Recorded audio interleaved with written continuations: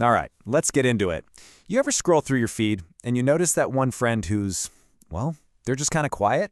No new selfies, no life updates. They're practically invisible. In a world that is screaming for our attention 24/7, their silence is actually pretty loud. So today, we're going to decode the mind of the social media ghosts. And trust me, the psychology behind it is way more interesting than you'd think. It's a good question, right? We all know somebody like this. You know, they're great in real life, but online, total mystery. So what is really going on? Are they just shy? Do they not have anything cool to share? Well, it turns out the real story is less about shyness and a whole lot more about strength. I love this because it just completely flips our first impressions on their head. You know, we might assume they're shy, but the reality is often that they're incredibly secure. We might label them as antisocial when actually it's a sign of being deeply self-aware. We might even think, oh, they must be uninteresting, but what's really happening is a rich inner life, a sign of some serious emotional intelligence. So this is where we really start to change our perspective. We're going to move right past those surface-level judgments and get into what's actually happening inside the minds of the quietest people on our social media. This isn't just about what they don't do, it's all about the psychological strengths they have. And this right here, this is the most important point of all. Their online silence isn't a sign that something's missing. It's usually a sign of a rich inner world and a set of really powerful traits that just don't need 100 likes to feel validated. So let's start to build this new picture, okay? The first set of reasons are like the foundation of their inner security. Think of these as the building blocks of a personality that is just really grounded and self-sufficient. Okay, so it really all starts with just having a different set of priorities. First, instead of chasing clout, they value their privacy.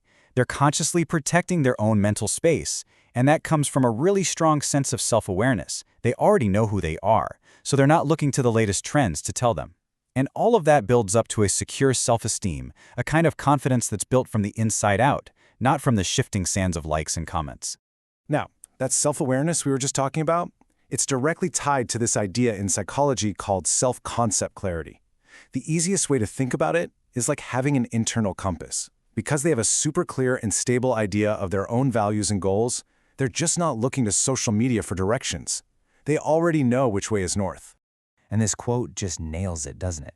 Their happiness is an inside job. They rely on their own self-validation, not the totally unpredictable reactions of an online audience. And that right there is a quiet but incredibly powerful sign of genuine security. All right, let's move on to the next piece of the puzzle. So beyond that inner security, there's also a big difference in how these people see social media itself. They're not just protecting their inner world, they're looking at the digital world with a much more critical eye. And this is where their critical thinking really comes into play. As deep thinkers, they're way more interested in real, authentic connection than just superficial stuff, so they only really post when something genuinely means something to them. And that mindset lets them see right past the digital illusion.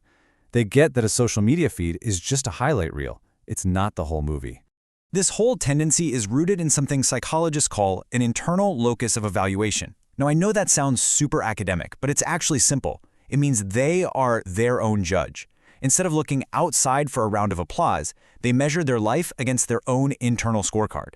Their sense of worth comes from meeting their own standards, not anyone else's. And really, that's the choice it boils down to. By stepping out of that constant cycle of posting and waiting for validation, they're making a very conscious decision. They are choosing their own mental peace over the pressure of putting on a digital performance. This quote just gets right to the heart of what they're trying to avoid. Social media can so easily become this place where we're constantly comparing our messy, behind-the-scenes reality to everyone else's perfectly curated highlight reel. And that is an endless game you can't really win. And yep, there's a name for that, social comparison theory. It's a totally natural human thing to see how we're doing compared to others, but social media basically puts that tendency on steroids. The people who post less are often just really aware of this trap, and they actively decide to step away from it. Okay, so let's tie all of this together. What we're really looking at is a totally new way of thinking about confidence. It's not about being the loudest person in the room or the digital room. It's about having the strength to be completely comfortable in your own quiet space. So, when you put it all together, the picture looks completely different, right? Their quietness isn't antisocial, it's self-protective. Their confidence doesn't need a spotlight, it's internal. And their online silence, it's not an empty space. It's the sound of someone who is fully present and grounded in the life they're actually living, off-screen.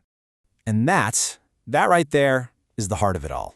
They feel seen and valued by the people who actually matter in their real lives. They don't need the performance of being seen online to feel like a whole person. And that is real confidence. So I'll leave you with this to chew on. In a world that's pretty much built on demanding that we perform and be seen all the time, what does real, unshakable confidence actually look like for you? Something to think about.